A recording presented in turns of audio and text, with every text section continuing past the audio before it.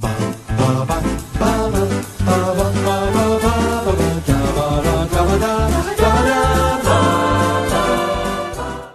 I'm Thomas Carruthers. I'm Will Leggetter. And today is our, I know it's Django Unchained. How far are we, what number is this on our Tarantino web? Is this our fourth? We've been filming a bit out of order. Yeah, this is our fourth. This is fourth. Have we done four already? We have, haven't we? We haven't recorded Pulp Fiction yet, but it has been out. Anyway, today is Django Unchained. It's our fourth in our Tarantino fortnight.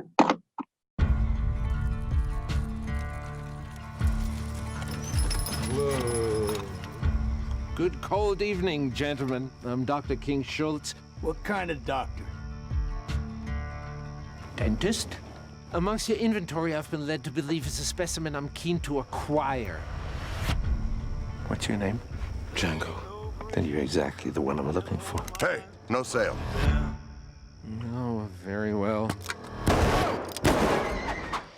Please, no! When I hear the trumpet sound, If I were you, I'd take that winter coat. out of the ground. You kill people, and they give you a reward? Better they are, bigger the reward. I'm looking for the Brittle brothers. I know what they look like, all right. They sold my wife, but I don't know the who. You help me do that, There ain't no grave. I'll give you your freedom and take you to rescue your wife. And we are delighted to welcome back two people who you will have just seen in the... no, that's a lie. The quiz is coming. But Nathan, you are a return guest. You have been on multiple episodes now. How are you? Yeah, doing good, thank you. Yeah, looking forward to talking about this one. Django. Katrina, how are you? Oh, I don't get her. Oh, she's been in multiple She's episodes wonderful. She has been in multiple episodes. This is your, I believe you're tied. Nathan, That's not how the quiz went. We don't know this yet, Will. We do. No, we don't. They no don't. Spoilers. No, according to this. According to this. No, we don't. You're gonna have to bleep me out. You're gonna have to bleep me out. It's fine. You didn't say anything. They'll be intrigued now, and maybe they'll listen. Mystery. No, what are you? So Nathan, you've done Chicken Run, The Graduate, and Hot Fuzz. That's a very Possibly the exciting most eclectic. An incredible trilogy of films. And now Django Unchained. Wow, just Katrina, you've done About Time, Sliding Doors. So you're a bit behind. Yeah. And I've done it's a joke because I've done them all. Yes. You haven't didn't. done it. Didn't do Goodfellas. You didn't do Goodfellas. So funny. It was hilarious. But this is our fourth film in our Tarantino. We've sort of been doing them out of order, just to mix it up a little bit. So we've got three of his, what I like to call his revisionist history movies. We're into a sort of period now of revisionist history where the Jews get to fight back and kill Hitler. Spoilers for that one. And, Sharon Tate doesn't die. Spoilers for that one.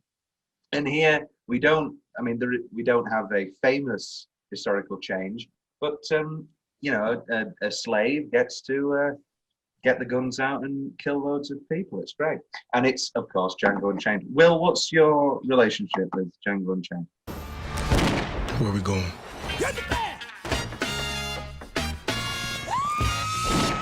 Bullseye. Come on over. We got a fight going on that's a good bit of fun. Coco, give me some sugar. So you really free? Yes. You mean you want to dress like that? What kind of dentist are you? Touch your guns, you die. Yes! Woo!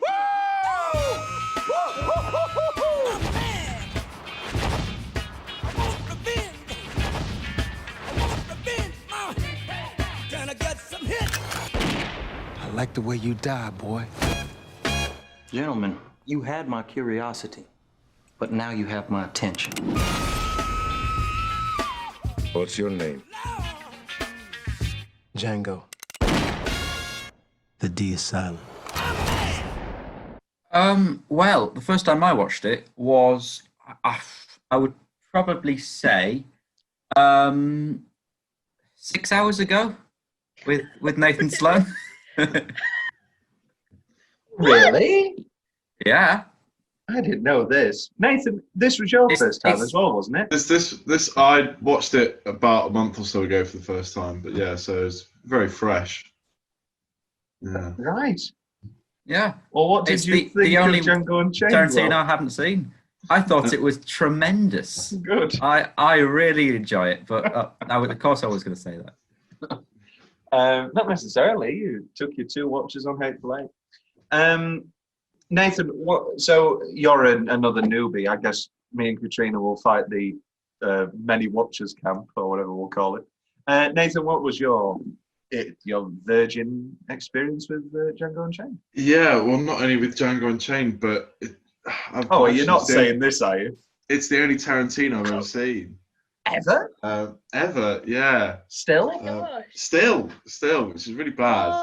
I know. So, and having seen it and really enjoyed it, I don't know why I still haven't seen more. I don't know either. A mystery no one can solve, quite frankly. Yes. But yeah, I thought it was a great film. It really was. Katrina, I saw this when it came out in 2012. Yeah, I did. Well, I didn't. Yeah, I did as well. I actually think it was my first ever Tarantino film, though. Yeah, I think. No, Kill Bill was my first, but like I didn't know, like, oh, that's a Tarantino film, if that makes sense. Yes. I think. I mean, I'm like the weird film kid, aren't I? So I watched Reservoir Dogs and Pulp Fiction like very, very young. I was like, got the box set and I was like, okay, Tarantino, let's do him now. And I loved him from that point onwards. Django. It was an odd one really because my grandmother, lovely woman, and I remember we were watching something else in the cinema in 2012, and the trailer for Django Unchained came on, and she went, "Ugh, that looks terrible, Tarantino." Like for some reason, she doesn't like Tarantino. And then she got the copy. Ooh, dodgy copies. Do you remember when those were a thing? We didn't just scream everything. Your granddad got them from his mate down the pub. Mine was a. Well, I'm not going to reveal. But ooh, not going to reveal his sources. Ooh. But and on it, the man in big black marker would write his reviews of them. Not like Brilliant. Extensive, but Django got a definitely watch this one, Pat. Best in the pile. And she did watch it with my granddad, and she thoroughly enjoyed it. Django was her favourite film of that year. She still loves Django, and she very much enjoyed Once Upon a Time in Hollywood as well. She thought it was a bit long, but she was wrong. But all the same, and I think in a way it's a bit of a different. It's not necessarily a different beast in the Tarantino canon, but I do think it's got more of a clear narrative. No, I think it's my favourite. Yeah. Right, here's my thing. I'm coming up with this theory.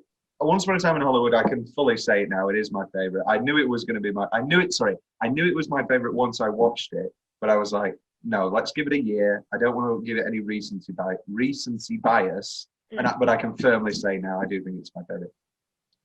But of Django and Inglourious, because I think they get tied in a little bit together, because they're both this sort of new branch of his career, this historical period. And I think that Inglourious Basterds is a better film, but I think Django Unchained is almost eminently more rewatchable. I think it's got a more compelling story. Like, character-wise as well. Because as fantastic as Pulp Fiction and Inglourious Basterds are with their changing narratives and those big block scenes of 30 minutes or so, it doesn't give you that propellant narrative. Like, this doesn't feel like 2 hours 40 at all. It flies by. And yes, you've got sections, shall we call them, but they're not, and it is mildly episodic, especially in the first hour, the sort of, okay, this is the 20 minutes with Big Daddy, this is the 20 minutes on their own, then we're into the Candyland sequence, which is just the rest of the film, basically. But it has got that real propellant energy. Is there anything else you want to say, Katrina, about just overall about this possibly being your favourite Tarantino?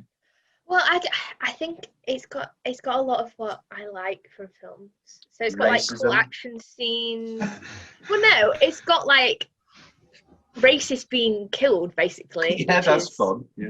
Always fun. It's got like romance. It's got like compelling characters. Christoph and James.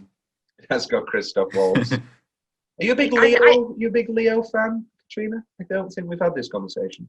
I do like a lot of his films, but I'm not got a massive rock hard on Leonardo DiCaprio, basically.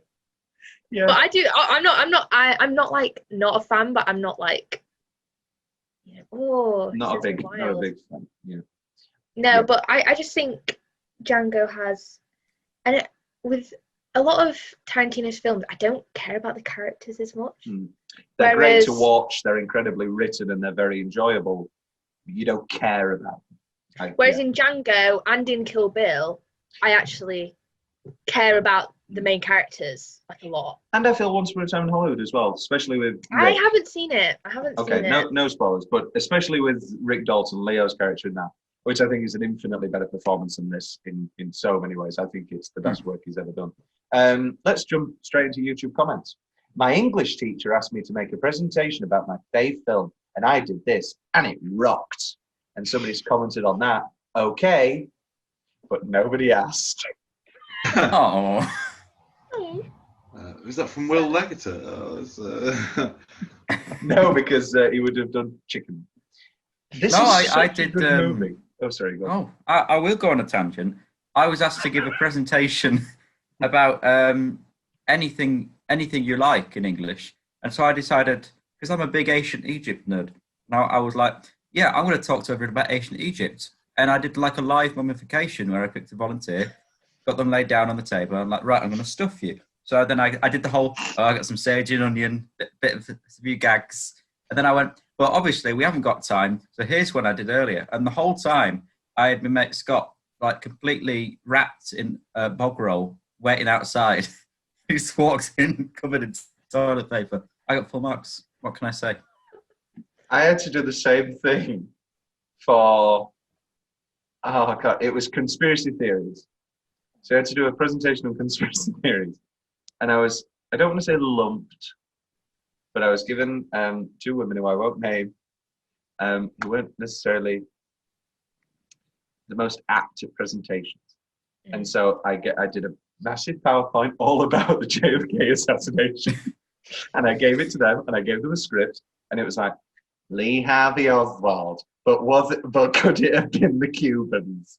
But did Diana really die? Not did Diana really die, did Yeah. definitely died. And then my big reveal was that halfway through I went, oh no.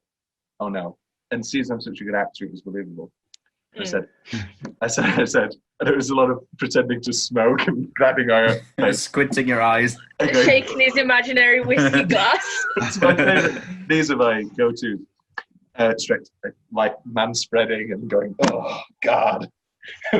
And I went, I genuinely can't believe this, Mr. Johnson. I've got Thompson, not Johnson. I've got, not that it matters.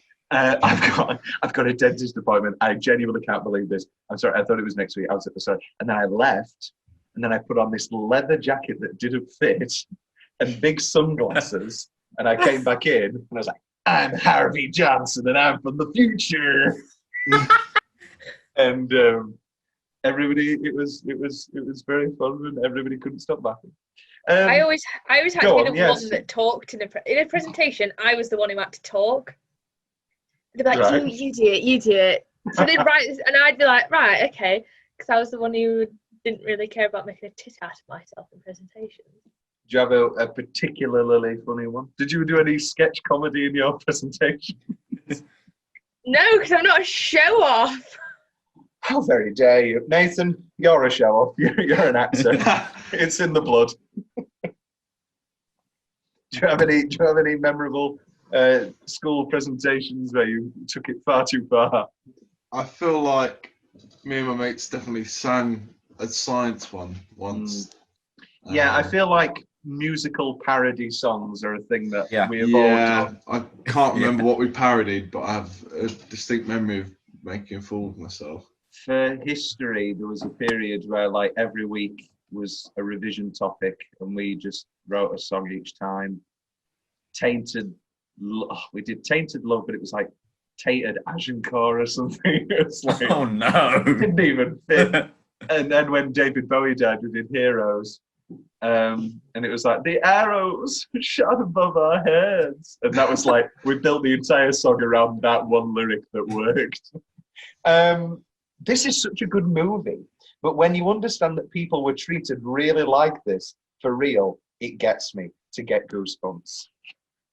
Very touching. When you remember about the slaves. I thought it was just a wacky comedy. I wanted to watch this movie to see the DiCaprio meme. That's what I said. Yeah, so I bet you, yeah. What's also marvelous, enough to make the spine shiver, is that the name Django literally means I awake. Django, a former slave, awakens to wonderful possibilities, a life with his wife, the love of his life. The chance to earn a living. I know. The chance to earn a living within the law, to help provide for the family they could one day have and keep without having to worry about their own children being sold away from them. The chance to be respected for his skill as a lawman, though on the violent end of that spectrum. Will fell asleep. Yes. And then there's a lot about the N-word. And something I keep seeing in the comments, because I looked up like some of like, I was like, I'll look up some comments as well. And somebody in the comments like, did you know that the blood in that one scene where he wipes it on her face, do you know that's really his blood? He's like, no, it's not. Yes, he cut his hand, but he didn't actually wipe his own give blood. B. Yeah. Like everyone's like, did you know? I use that, like, that's become my new running gag, is the whole Watch Mojo voice. Did you know? Watch Mojo? I've just been doing a film thing, and like every time there was like something went wrong or somebody was like, move that water bottle, I said, did you know if you look closely in the background scene, you can see a water bottle? And because I think nobody likes that sort of thing. Yeah, finding out a good movie fact is great. We have a whole section on it. But the Leo smashing his hand on the glass thing, well, actually, you two guys wouldn't have known that because this is the first time you've seen the film. Oh, I did know that. Yeah, see, there you go. So Will hasn't seen the film, but he knows the whole, my property. Like, yeah, he cut his hand and carried on acting. But when he went to wipe it on her face, they'd already stopped filming, wiped his hand and got fake blood, because no one wants to give Kerry Washington hepatitis C or whatever, or AIDS or something. If you didn't want blood on her face. This is He didn't do it, and then Quentin went, no, stop, Leo, stop. I got the shot wrong. We're going to have to get you some more blood. And then he did do it again. I don't know. What's the joke? No, let's break this down. What was the joke there? That Tarantino uses a lot of blood? I thought you were going to make a feet joke. I thought, like, that's what that was. Because that's the sort of low rent material Will would go. There was a distinct lack of feet. There is a distinct lack of feet. I guess it would be less sexy if they were like dirty slave feet and they've like been chained and stuff. I don't know. Uma Thurman's feet are vile. Well, yeah, all feet are bad.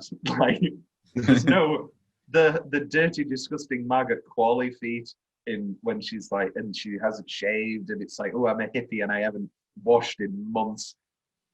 I don't think, surely, well, to be honest, actually find that attractive. He was fine because Brad Pitt probably hadn't washed in months at that scene. Either. Oh, no, this is we know the famous. Katrina, do you know Nathan? Do you know the famous thing about Brad Pitt smelling bad? I have heard that he smells really bad. So basically, we have three things. A, in the divorce trial, Angelina said that he would just smoke weed and not shower for days.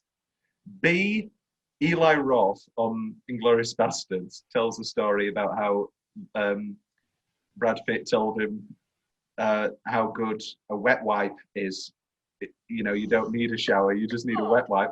And Tom Cruise, on Interview with the Vampire, made a full-blown statement to the producer saying, "You need to make him wash. I cannot work with this smelly man." I feel like Tom Cruise would be clean. Tom Cruise undoubtedly is the most cleanly man in Hollywood. I feel like he's hygienic, you know. Yeah. It's probably in Diametrics or whatever. There's probably a chapter on it. You must be clean to get into Xenu. Let's go to our guests. Nathan, why don't you kick us off with your 10-minute stretch nominations? I mean, as you said earlier, the whole Candyland, from the point they enter Candyland to the end of the film is the best bit, I'd say. But a couple of other bits, the whole masks bit. I've put that. Let's save that. I've got that in single minute because for me there is just no doubt that that's the best single minute of the film. Yeah. So I'll put a pin in that one there, Nathan. Have you got anything else? Not that I can think of off the top of my head. Katrina, do you have any more specific 10 minutes? For me, it's when they go to Big Daddy's, his plantation, and the whole like the three brothers section, and then there's the whole flashback and him like begging, and there's the whole "I like the way you beg, boy," and then when he shoots, he's like, "I like the way you die, boy." And I remember watching that. I watched it like the other 6 months ago, and I'd not seen it in like 3 years, and then I watched it and I was like, it got me really, that bit got me really pumped. So basically this is where the inspiration for the film came from, because for the biggest book in the world and the biggest TV show in the 80s was Roots. Like, it was the biggest event of all time, and it was like 5 episodes or whatever. I've got the box set. And it's the story of Kunta Kinte, who's a slave, and it all builds. It's Kunta Kinte, and it all builds to at the end. He gets the white guy who's, isn't it Lloyd Bridges, Will, from Airplane? Isn't it? I chose the wrong week to sniffing glue. I think it is. And anyway, he gets him against a tree, and he's like, "Oh yeah, I'm gonna whip you. I'm gonna whip you." And then he throws the whip down because that's the wrong thing to do. And Tarantino tells the story of going, "I just watched 6 weeks and I wanted him to whip this guy.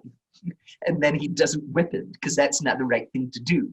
And I wanted to make a whole movie where he gets to finally whip him." And so that's where it comes from, basically. It comes from his infuriation of watching Roots.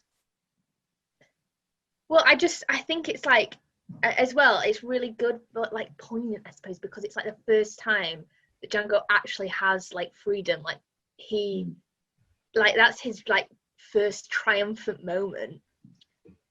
And also it's just like so satisfying. That great blue suit. So satisfying.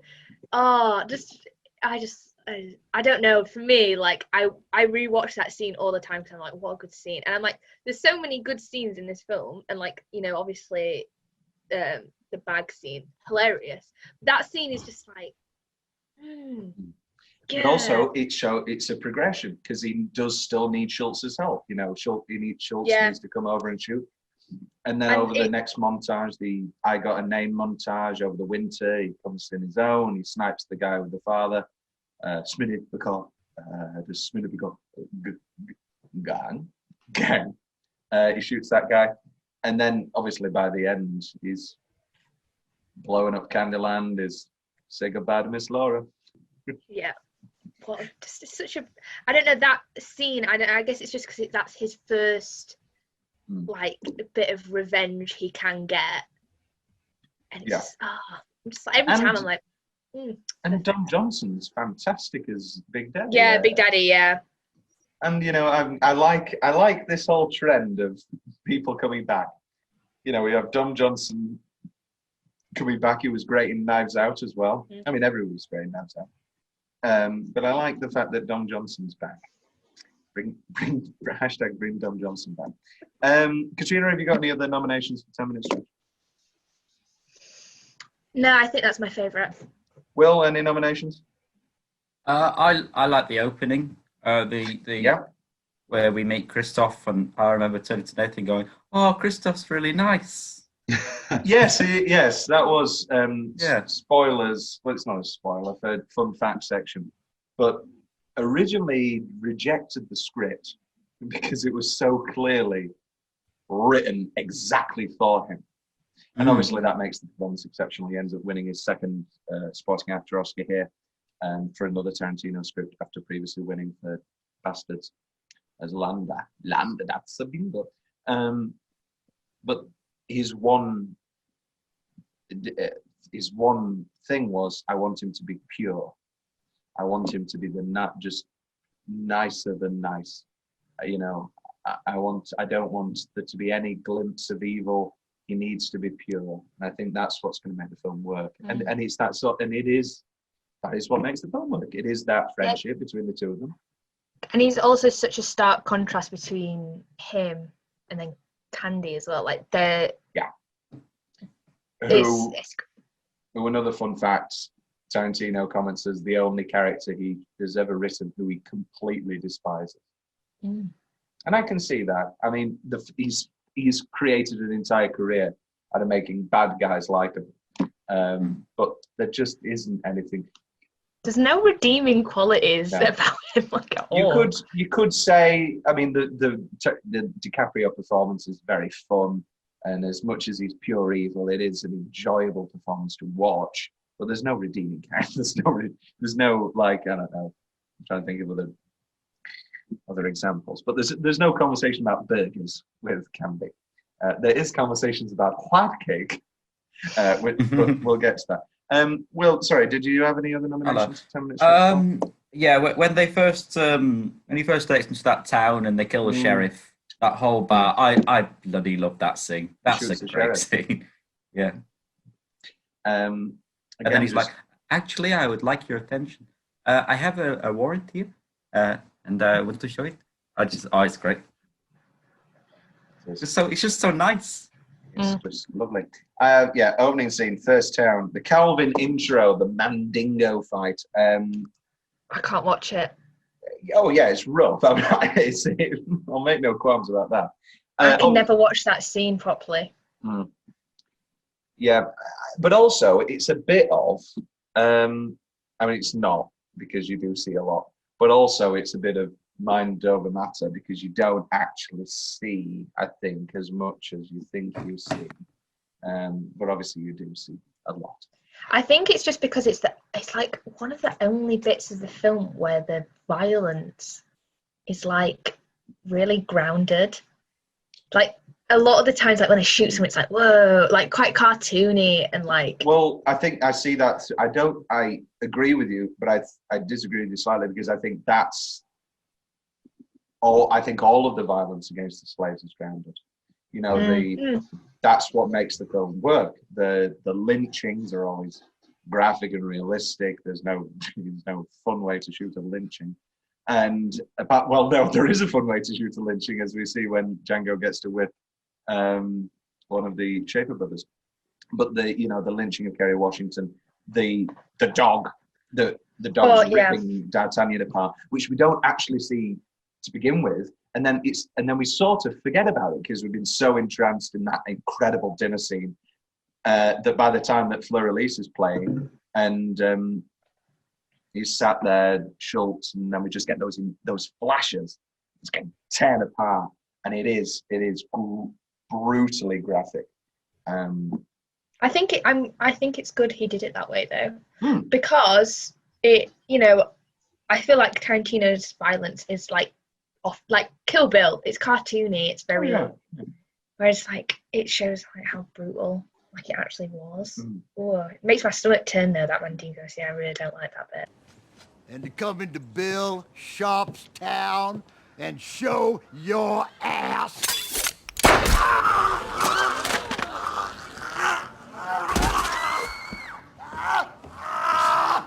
What'd you just do to Sheriff?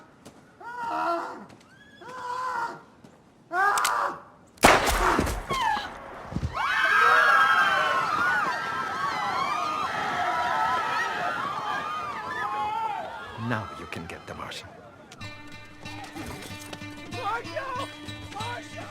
Should we wait inside? Can we just leave? After you. And I think it's that sort of cartoonish violent sentiment that makes people worried when he says, "I'm going to make a movie about Jews in the war," and everybody goes, "What?" And there isn't sort of, I think that it's supremely wouldn't work in Inglourious Basterds, but there isn't a sort of extent. No, that's a lie. The opening scene of Inglourious Basterds obviously has that horrific shooting on the floorboards. But when Once Upon a Time in Hollywood got announced, and people were like, "Wait, what are you going to do with the Sharon Tate murder? This is a brutally vicious murder." I've always had a lot more faith in him than I think these sort of Twitter critics. It's an easy headline. Tarantino is going to make a violent Once Upon a Time in Hollywood Sharon Tate movie, and I've always had a lot more faith in him because I do think he is a master of tone, as exemplified in this film. My other nominations: 10-minute stretch, the Mandingo, specifically the dinner. I think if I was going to, break down the sort of Candyland hour into 3 10-minute stretches, a bit more each way, but the shootout, which is just great fun. It's just wonderful stuff. But also it's rather sad because, you're still dealing with the death of Schultz. And it's rather touching. And it's a very bold choice to get rid of your 2 semi-lead actors the sort of, with 40 minutes still left to go. I mean, Leo gets killed, Schultz gets killed. Leo is your big draw. He's on the poster. He's Leo. And the dinner scene, which is just incredible. That skull monologue, all of it. It's great stuff. Tom's Willer's specific favourite parts of the film. The horse step, when Django pushes the horse down on on one of the Stick brothers. The blue suit I've always liked. Just a little touch. The Bible pages sewn into. Oh yeah, I liked that bit. Yeah, Will, you're a Con Air fan. Did you recognise the pilot MC Gainey from Con Air as the guy with the Bible pages on it? Put the bunny back in the box. That's all I can say from Con Air. That's all you can say from Con Air?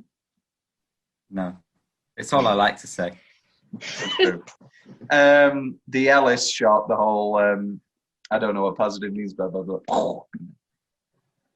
And also there's another the killing of Big Daddy. That's another great slow motion, incredible shot with the blood on the white horse. The Francophile joke. He's a Francophile. He loves France. Call him Monsieur Candy. Oh, jambon. Don't speak French to him. He doesn't understand it. Yeah. And that just perfectly encapsulates the character before you need to. The hot box, again, that's another great brutal moment of violence. She's in the hot box.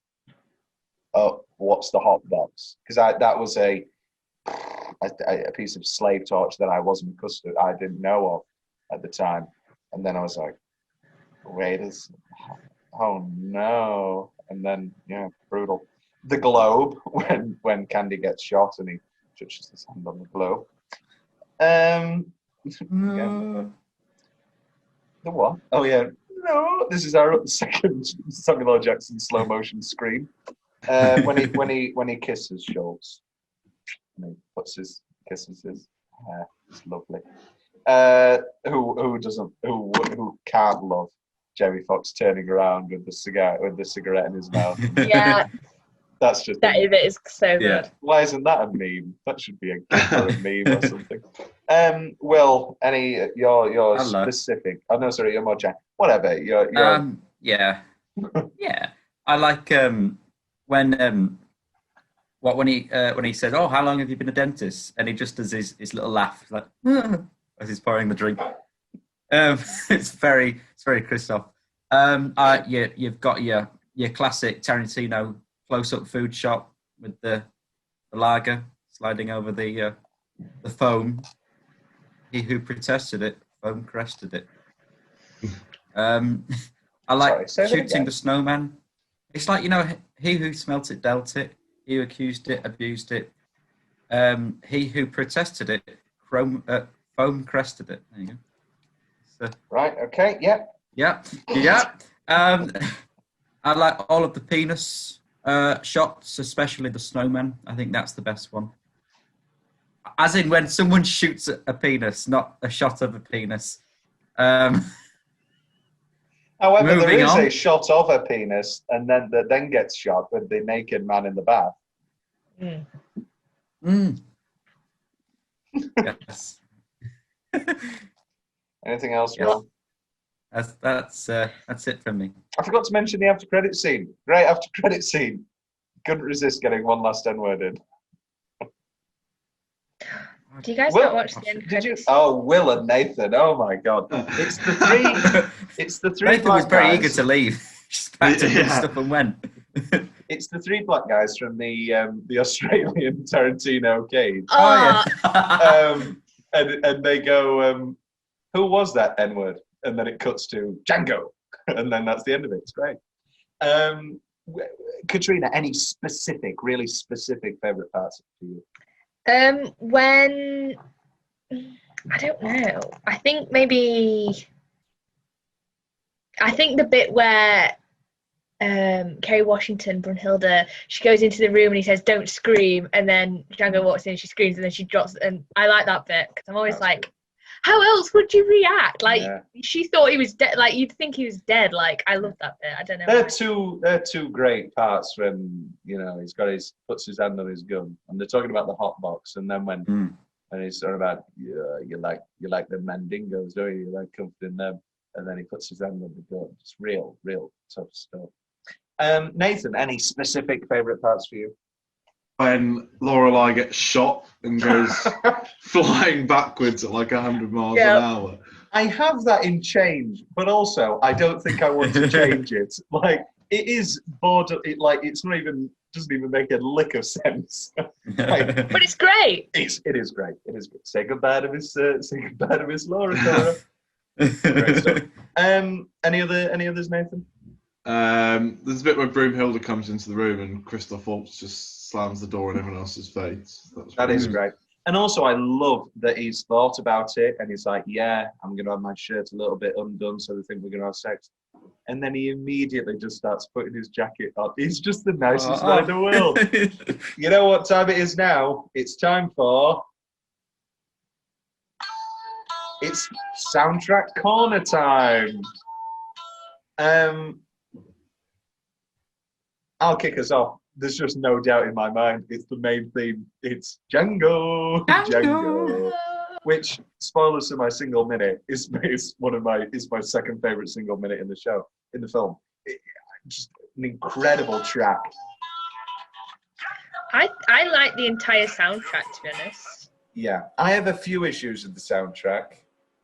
I'm not a big fan of. I'm not a big I don't fan like the one.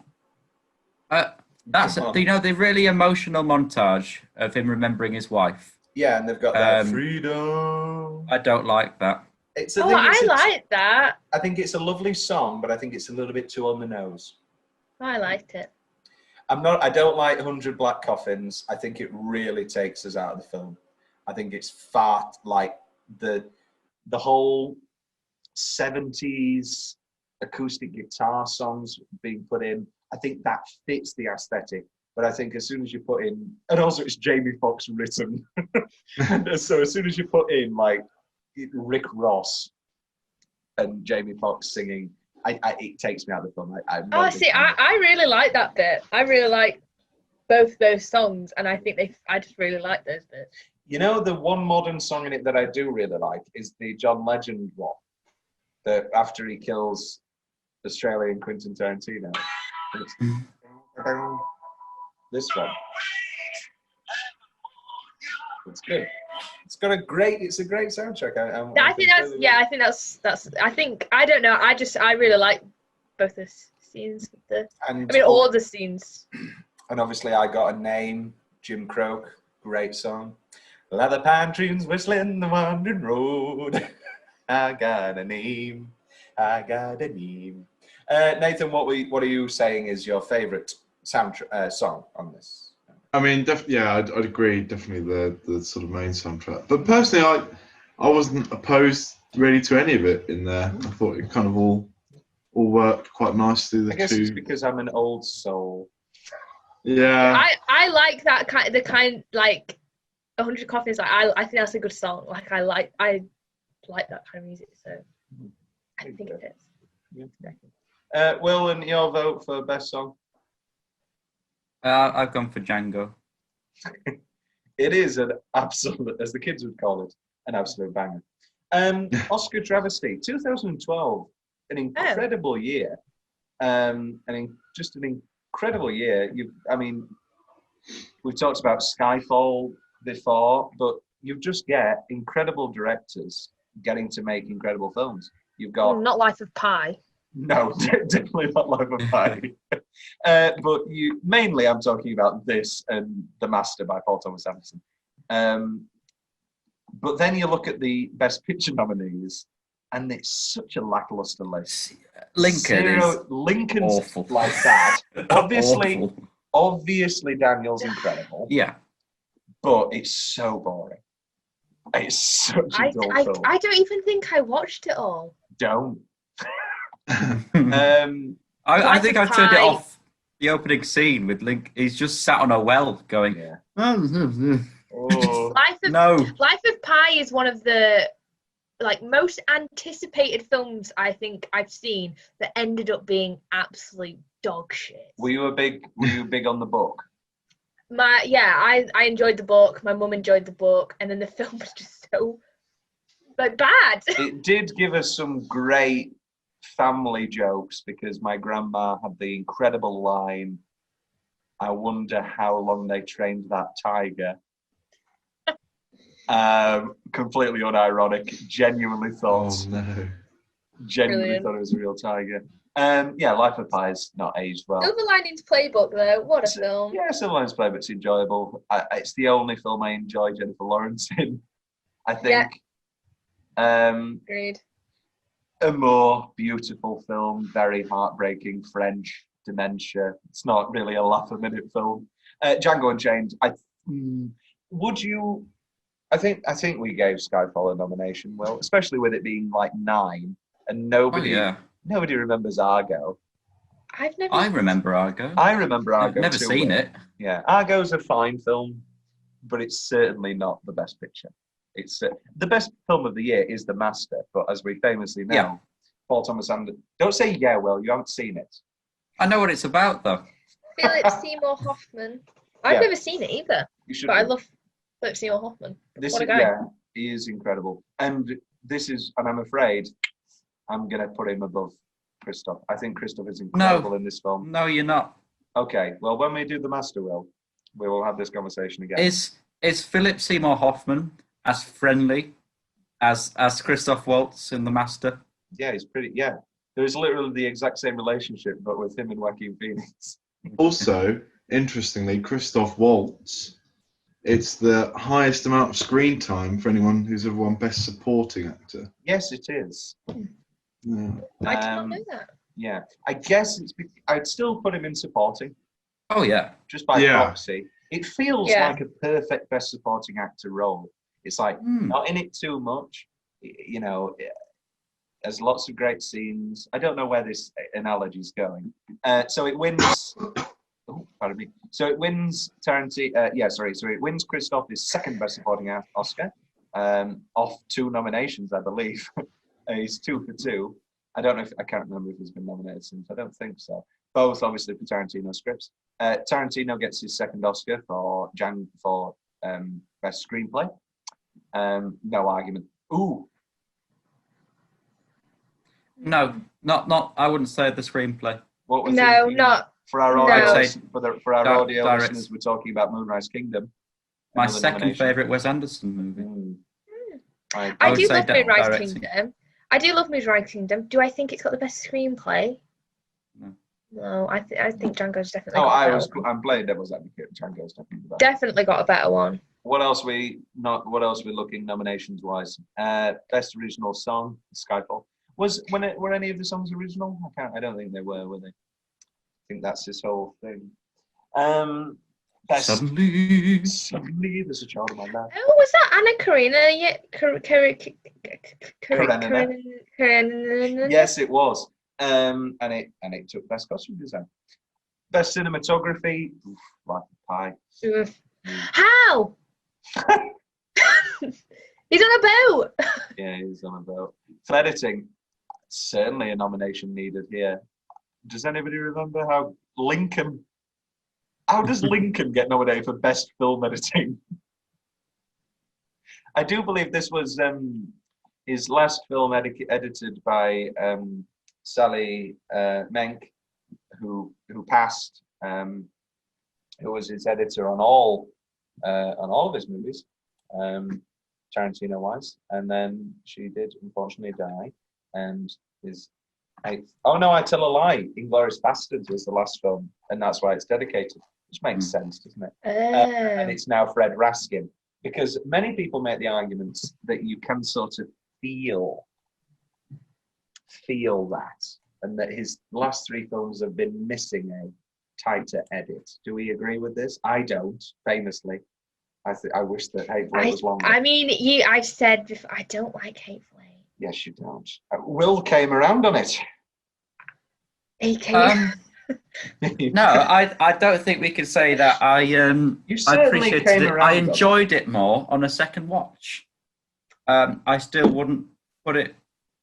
I mean, it's not my least favourite Tarantino film. It's not my least favourite. Jackie Brown. Yeah, okay. I'd also agree with, yeah. I mean, Death Proof as well. No, Death Proof is definitely the worst. Death Proof is so bad that I forgot It's down about there. It's definitely down there. It's not worse than Death Proof is definitely worse. Better than Jackie. Jackie Brown's definitely better. Hateful. I just didn't like Hateful Eight. I didn't know. That's all right. Maybe I need to rewatch it. I mean, I watched it once, didn't like it. Yeah. And never rewatched it again. So you did a will. Now you should do another will and watch it again and listen to the podcast. There you go.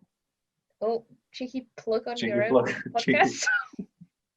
Podcast plug. Who's that stumbling around in the dark? State your business or prepare to get winged. Calm yourselves, gentlemen. I mean you no harm. I'm simply a fellow weary traveler. Whoa. Good cold evening, gentlemen. I'm looking for a pair of slave traders that go by the name of the Speck Brothers. Might that be you? Who wants to know? Well, I do. I'm Dr. King Schultz. This is my horse, Fritz. What kind of doctor? Dentist? Now, are you the Speck Brothers? And did you purchase those men at the Greenville slave auction? So what? So, I wish to parley with you. Speak English. Oh, I'm sorry.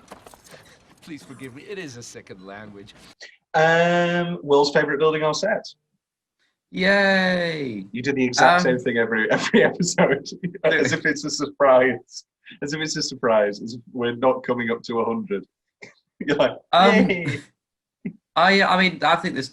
I really like the Candy's the sort of the city house, the upstairs. Mandingo, the Cleopatra Club. Yeah, with the bar and I like that. I like that a lot. I think it's very nice. That is good. Is that your clean cut? Yeah, I'd say. I think. Yeah, I'd agree. Yeah. The Cleopatra Club is very nice and a good name. Great name. Here's a possible change. Why isn't it a French club? Why isn't it like the Paris Lounge? As a lover of ancient Egypt, I've got to stick with my guts. Earlier this episode. Who would have ever thought that your love of ancient Egypt would have come up? Never mind once, but twice in the same episode.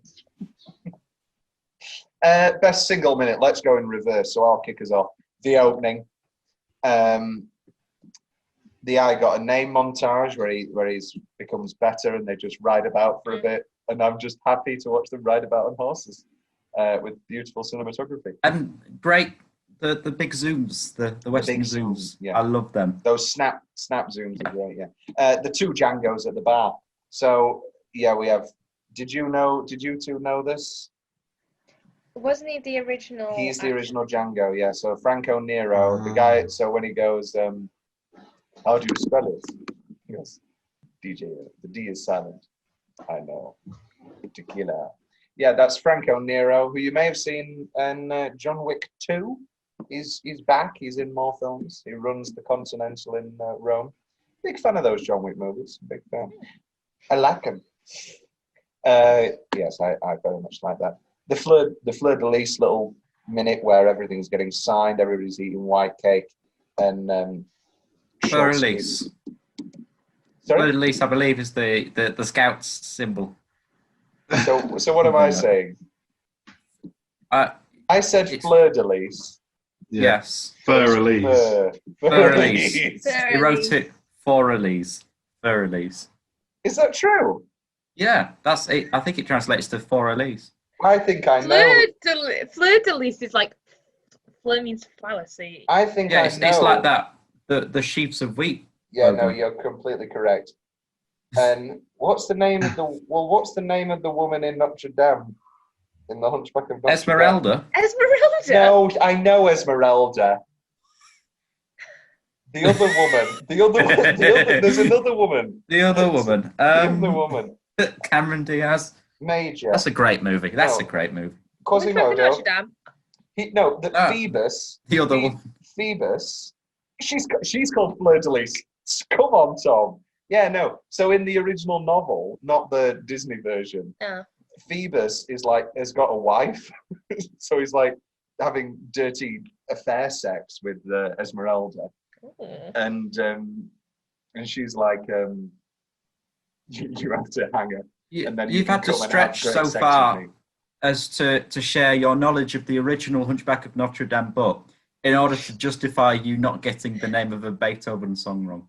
Like a very famous song as well. It's not even like... is the Hunchback of Notre Dame not famous?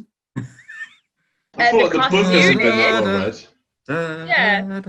Hellfire! Incredible. I love that song is all just because Frollo was really horny. And he was like, nah! Well, there's a great musical of, back to my famous Hunchback of Notre Dame knowledge, there's a great musical called Notre Dame de Paris, which is basically like the biggest French musical of all time. Obviously next to Les Mis. Don't give me that face. But like in France. And they did a tour in the English language once. And that's when my mum bought the CD of the English version. And it's incredible. It's great. And it's all the sex and the violence of the actual novel. Like there's no speaking gargoyles, obviously. Frollo. Well, then what's the point? What's the point? True. Esmeralda gets burned. He pushes Frollo off. Phoebus goes back to Fleur de Lis, who isn't in the Disney, obviously. And then Quasimodo lies next to Esmeralda's grave, and that's like the end. That's the book as well. Same as the book. And he dies of loneliness, doesn't he? Yeah. It's really cute. I think they should have put that in the film. And I don't think so. and now they don't tour it in England, and on Spotify there's not the English version. It's very annoying. But it is a great musical, Notre Dame de Paris. Wonderful stuff. We're single minuting, aren't we? Right. Actually, I've got it in single minute, but I presume it's going to be in What's the Change? So I won't talk about 3 charming Australian gentlemen just yet. Am I right? Is that going to be What's the Change? Okay, I'll save it. I'll save it. We'll save it. It's coming. They're my single minutes. Back, Will, single minute. Hello. Single minute, I think, if you can call it a minute, the flashback to... like a radio host. Hello there. We're listening to... that was just Tony Blackburn. Get original, Will. Look at the box. Use your own voice. Tony Blackburn. And Paul Gavaccini. Oh. No, it's the flashback to him remembering his wife. That's a great minute. I think... what is in the show?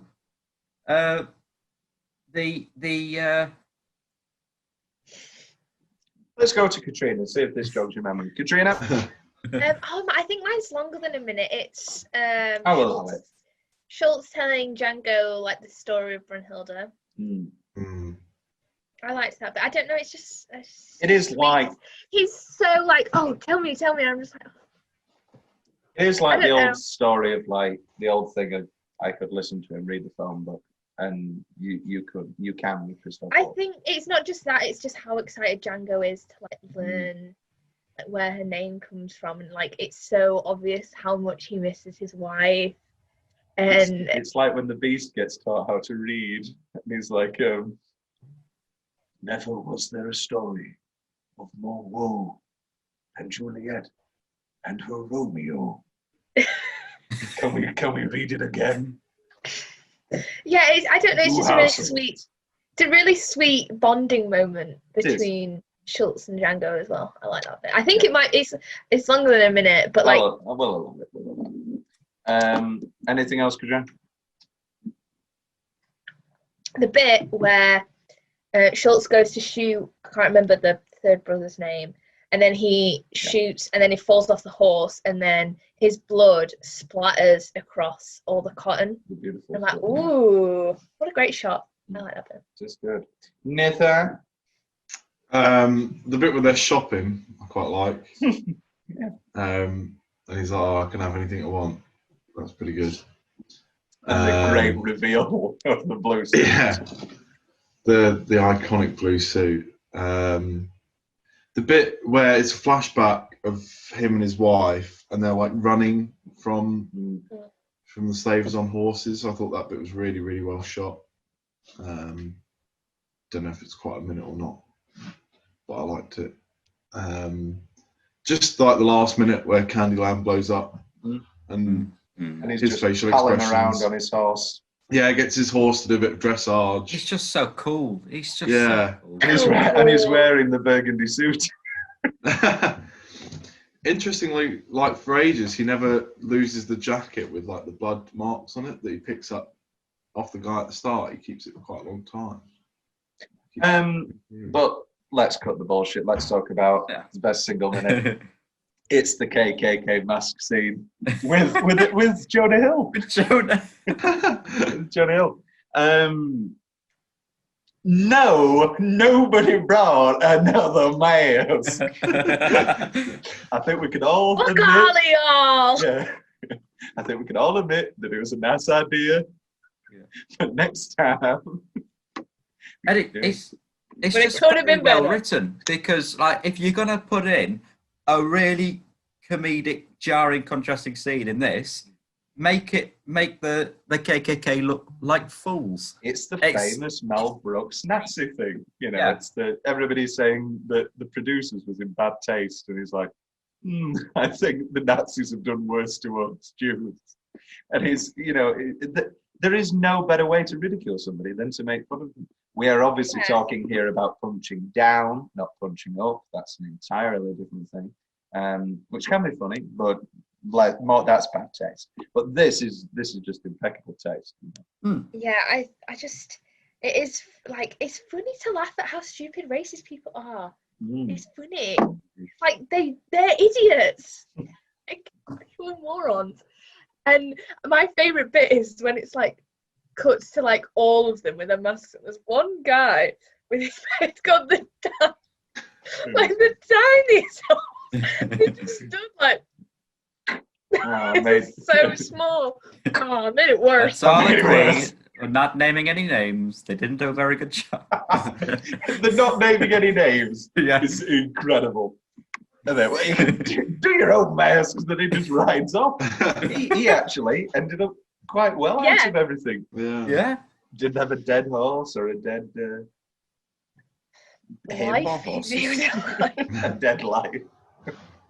Best line. Let's jump straight into it. Will, why don't you kick us off? Oh, great! It's for me one of my favourites is when he's looking through the looking glass and he's like, "Are you sure that's him? Positive. Ooh, do you mean positive?" And then I'm positive he's dead. That's great. Anything else? Oh, are we going round? All right, no, we'll go around. Katrina. I like the way you die, boy. Just because it's like, I don't know. It's just like, yeah, kill him. And I don't know. It's just great. Nathan. I liked the D is silent bit before I even knew the context that it was. It's just cool, isn't it? It's a good, Yeah. good trailer, good end of trailer scene, which it was. I remember the trailer. Me, I count 6 shots. I count 2 guns. Great stuff. That's great. It's a great little back and forth. Another one I like is where that guy goes, "Oh, do you want to go on something like about a moonlit walk?" And then Django's like, "Do you want me to hold your hand?" And it's like, "Ooh." And then he keeps calling him Moonlight. Yeah, that's great. Obviously, Moonlight, well, you won. Moonlight. This I is want to the give this joke. to my friends in Moonlight. I'm very happy to share this stage with my friends at Moonlight. Little guy. Yeah. Dreams can come true. Bless him. We lost, by the way. Incredible stuff. Great. I love the bit where Christoph is like, "Have you read The Three Musketeers?" And he's like, he just goes, "Alexander Dumas is black," and it's like, oh, he got him. Soft-hearted French. Yeah, because I googled that, and his grandmother, or his grandmother, Alexander Dumas's grandmother was black. But at that time, if you had even like a drop of any like black in your lineage, you were classed as like black. It was really like, obviously now, like if say your great grandmother was black, you're probably not, you know, like if and you're white passing, and like your parents were both white, then you're seen as white, whereas like he was seen as black because his grandmother or his mother was black. Because I googled that because I was interested, because I had no idea that he was black. It's very good. And it is just that sort of perfect intellectual drop down of an idiot. Yeah. I think we all think the bag was a nice idea.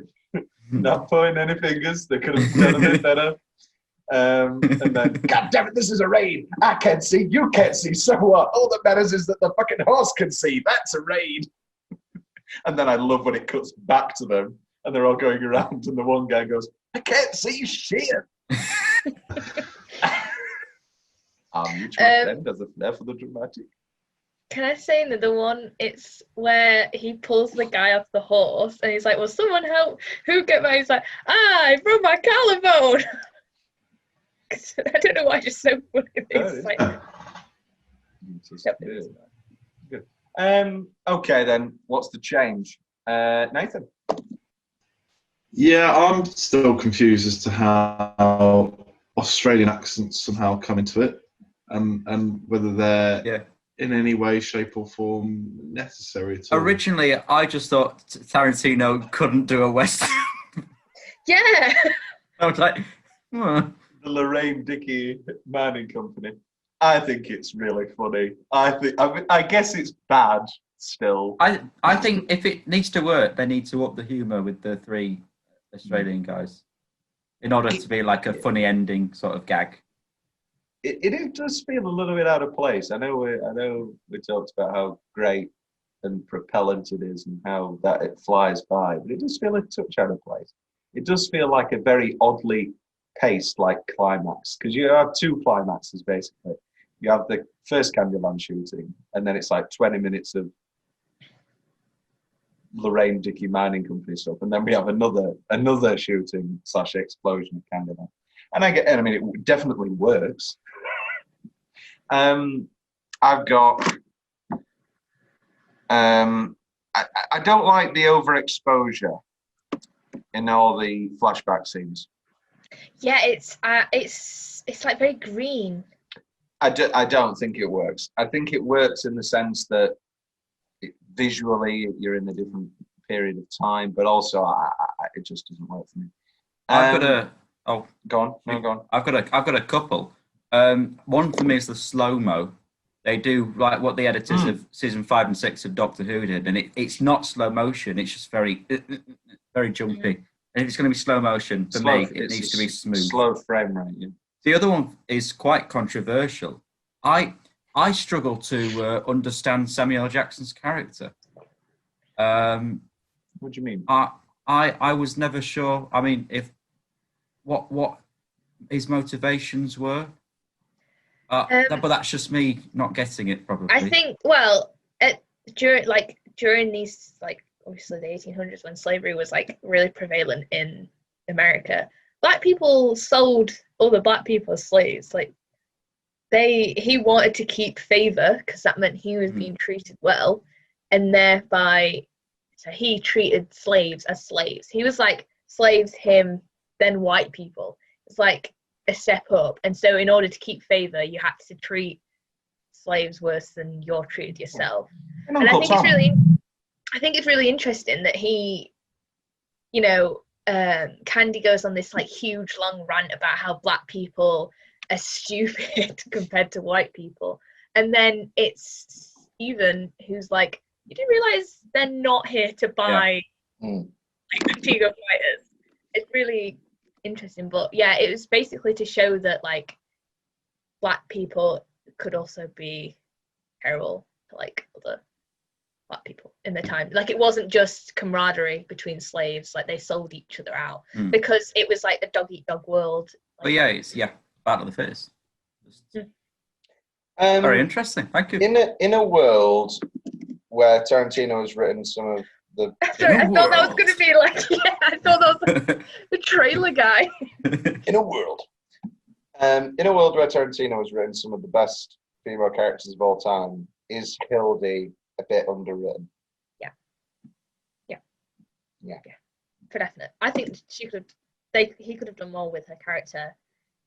You know, she could have been slightly less. I know, obviously, she's slave, gone through it, but they could have shown, I don't know, more of like a character from her, like maybe more of like a.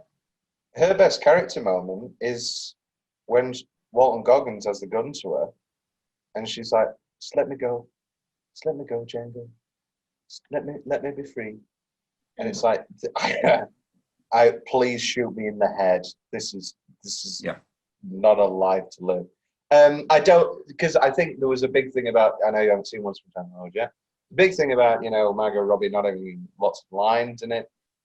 I reject your hypothesis. I think it's bullshit. I think the Margot Robbie performance and the abundance of scenes and all that in that film is incredible. It works extremely well.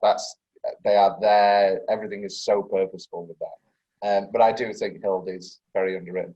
I can't see fucking shit out of this thing. We ready or what? Oh, hold on, I'm fucking with my oh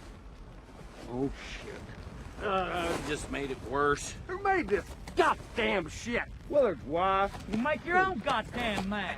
Look, nobody's saying they don't appreciate what Jenny did. Well, if all I had to do was cut a hole in a bag, I could have cut it better than this. What about you, Robert? Can you see? Not too good.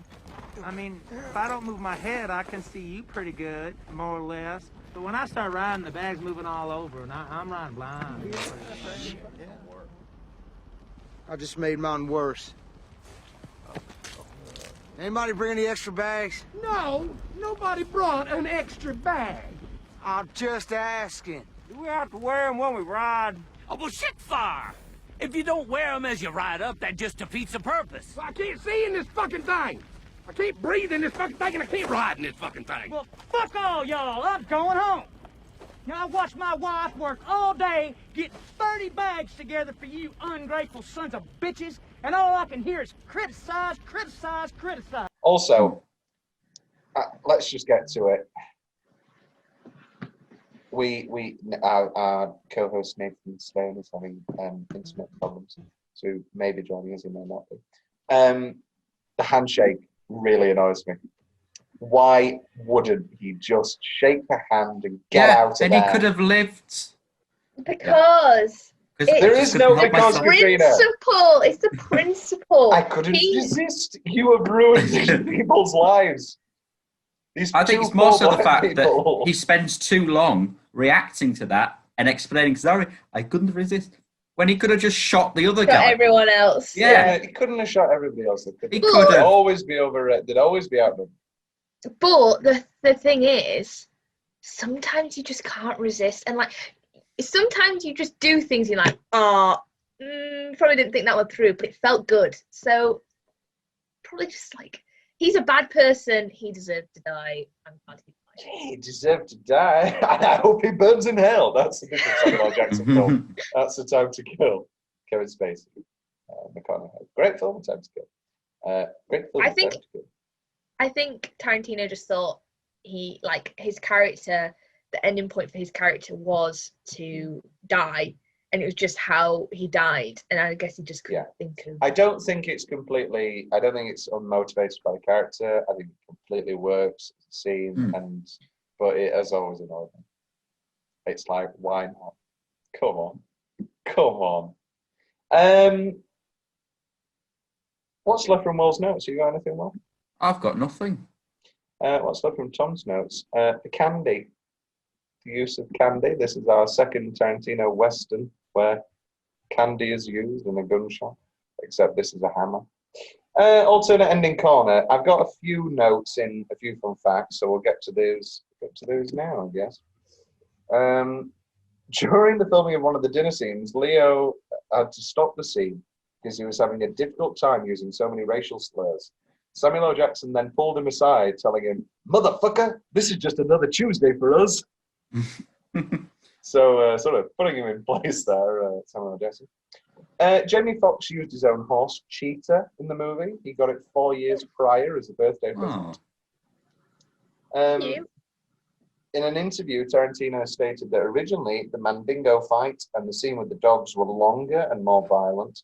He said that he felt like he was going to traumatize the audience, so cut them both down. I think that works. Because at a certain point, it's like, is this like glorifying? Not glorifying, but it's like the whole like. Yeah, it's rough. Yeah. The white men playing poker towards the end of the film are using severed ears from slaves as their currency. Rough. Jonah Hill was supposed to play a bigger role in the film. He was originally cast to portray a character named Scotty Harmony, the son of a southern slave buyer who would purchase Broomhelder to become his lover. The entire segment was cut. So I don't know whether it was cut from the script, and then there was like, you can do this scene. Cuba Gooding Jr. lobbied for the role of Django, but Tarantino would not consider him. According to Gooding, it's his biggest disappointment. I can't see. I think Jamie Foxx is perfect as Django. He's cool. He was cool. I couldn't not help seeing his character from Ray. Horrible Bosses. Motherfucker Jones. Motherfucker Jones. Good stuff. Holds the all-time record for the most uses of what in a movie? The N-word. It is the N-word with 116 uses. You did it, Quidden. Well, Kevin Costner turned down the role of Ace Woody, a character that doesn't appear in the final film. This is not the first time he has rejected a role offered to him by Tarantino. Which other big role was written for Kevin Costner? Oh, it must have been a Pulp Fiction role. You'd be wrong. It was Bill. Oh, no way. Which I can really see. Costner, I can see that. That'd be good. What's the body count? 325. Right. Katrina, definitely go lower.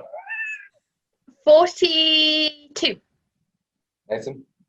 I'm going to go lower again. I'm going to go 33. It's Bill and Ted's favourite number, 69. Nice. Oh, no way. Yeah, it was a specific choice. James Remar plays two people in the movie, and I don't know how I feel about it. He plays the Speck brother at the start, but then he's also Butch. Yeah. Maybe I noticed it because I'm not a big. I didn't James notice Remar. that. Yeah. Watch it again and you're like, oh, that's James Remar. In the finished draft of the script, the character of Billy Crash, Walton Goggins, was written to be much more brutal and sadistic. A scene of him raping and tormenting Broomhilda in his cabin was cut from the final film. His original death from Django was also much different. Instead of shooting Crash to death at the end, Django takes a large knife and throws it at his chest as he leaves his cabin after his assault on Broomhilda. Tired? That's it. No, all right. In the final draft of the script, Stephen was written to be a more brutal character. In the barn scene after Django was captured at Candy's mansion, he he was supposed to torture Django by burning off his nipples. A hot poker. Ah. Don't like the sound of that. Ah. No, thank you. No, thank you. Tom's big question. Okay, so the big casting thing is that obviously Tarantino wrote this for Will Smith. Yes, I was going Really? to say that. Because I was looking up Django today. Oh, I can't see that at all. Is I'm this so movie glad. better or worse with Will Smith? Worse, definitely. Worse. It's just not. It just isn't his Yeah. kind of role. I mean, don't get me wrong. Will Smith can act. I mean, I thought he was really good in £7. I, Robot. It's not the best movie, but I thought he was good in. And Pursuit of Happiness is a brilliant film. Pursuit of And he Happiness was is my really good favourite in Will it. Smith. It's a And very he good was film. really good in it, so he can act. Yeah. But Jamie, he's not. I don't know. He's not as. Jamie Foxx just has this like. And he's a little bit older as well.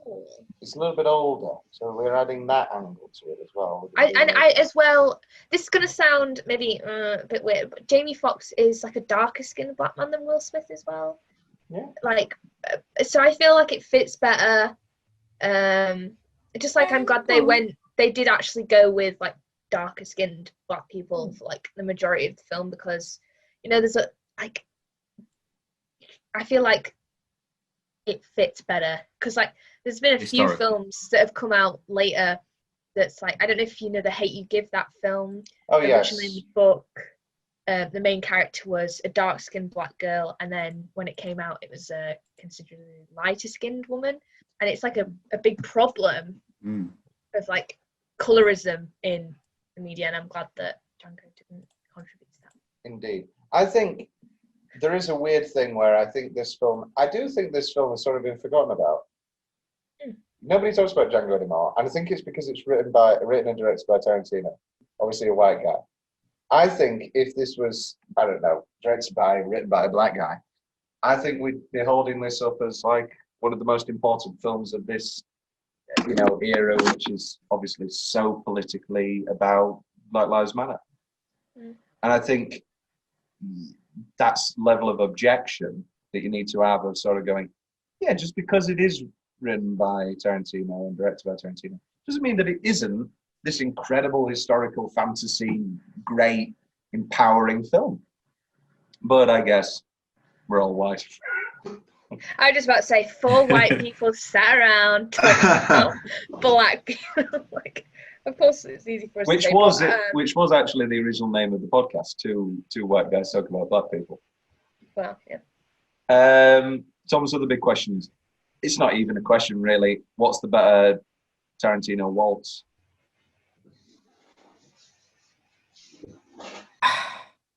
I prefer his character in this as a person. Yeah, obviously. But I think his acting is better. I'm going to speak to you now in English. Mainly because in Inglourious Basterds, I mean, I hate Candy, but like I really hate Inglourious Basterds. Yeah. But even at the end, when he's like convincing Brad Pitt, and he's when like, he's gone dirty, I'm going to sell everybody out. I'm like, all right, you're obviously still despicable, but Margaret. What? Margaret. I don't know. I think they're pretty. I'd say they're on equal levels. Yeah. Oh, they're certainly both great. There's no doubt about that. Just a wonderful, brilliant, talented actor. Yeah. Let's break this down. Incest? What do you think? Yeah. Candy. It's definitely there. My beautiful widow, my beautiful widow sister. Definitely alluded to. And is there anything that white racist hicks, no matter how rich they are, it's yeah. There's what's more narcissistic? What's more narcissistic than having sex? Like, you know what I mean? Like keeping it in the family, making sure it's like Pure. There's there's like not even a glimpse at a love interest with. I suppose the closest is the black woman at the Mandingo. Yeah. I was supposed to. Who, by the way, stunning. Yeah. The woman in the. I knew you weren't talking about me. Stunning. But also like she has a better life, but also really, really terrible anyway. Like I feel like it could be very easy to say, oh, she's got it better because she's, gets to live in this fun. But also like still got to have sex against her will whenever she wants. Ugh. Whenever he wants, rather. And on that lovely note, Nathan, this was your first watch. What are your final thoughts on Django? Will you be returning to Mississippi anytime soon?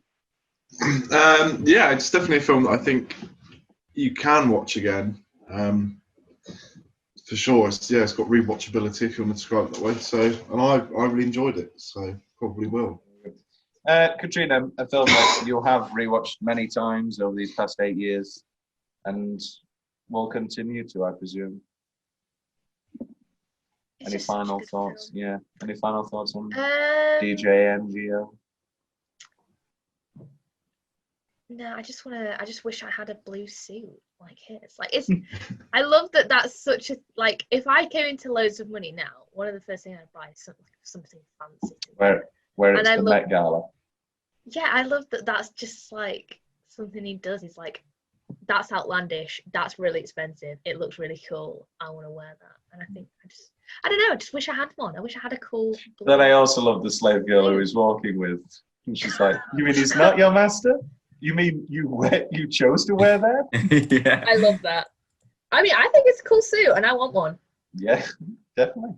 Get in contact. Well, any final thoughts on Django? I really liked it. I thought it was fantastic. I'll definitely watch it many more times. I'll show people it.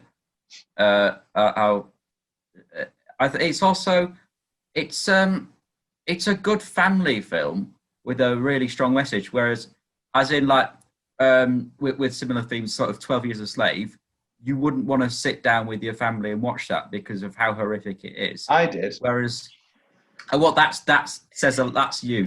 There we go. We have like an Oscar thing where it's like we need to watch all the best picture. That's you. We need to watch all of the best. No, it's fun anyway. Yeah. No, I agree. Yeah. Yeah. Depending on the age of your family, obviously. Well, I watched this when I was 10. Yeah, I was 12. Like, no. Yeah, 12. I mean 12. 12. Yeah. But like. And my sister was 10. I was 12 and I was allowed to watch Django. Was I allowed to watch Boy in the Striped Pajamas? No. I don't really Stripes? Yeah, Pajamas. We're allowed to watch Racing Stripes? We're allowed to watch other movies? I don't know. I don't know, but I watched it. Well, so I suppose, I don't know if I show my 12-year-old child it. Oh, my kid will be trouble. I get it. No doubt. Just like the fact that Gremlins is a 15 or whatever is bullshit. My kid's going to watch Gremlins when they're 5. I don't give a shit. Come here. Watch Jaws. I'm fine. I watched all these movies. I mean, the scariest film to me as a child was Wallace and Gromit: Wrong Trousers.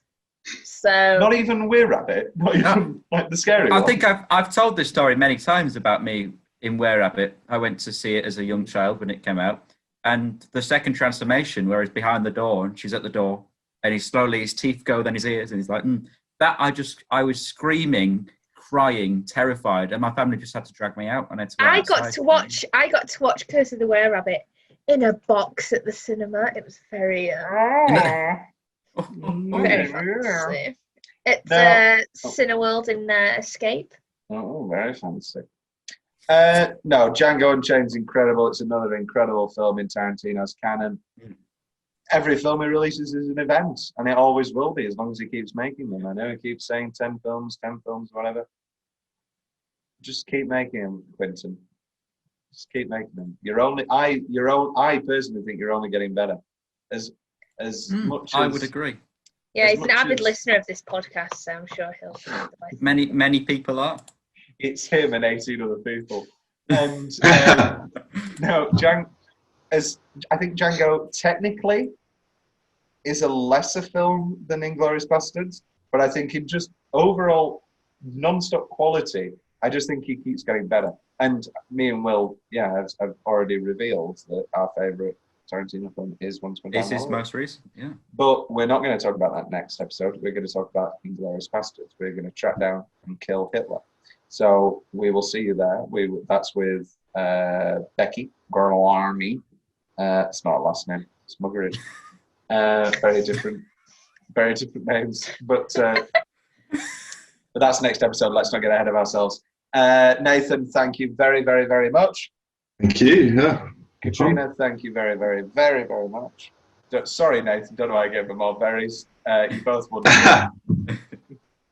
It's been a pleasure. Will, I will see you next episode.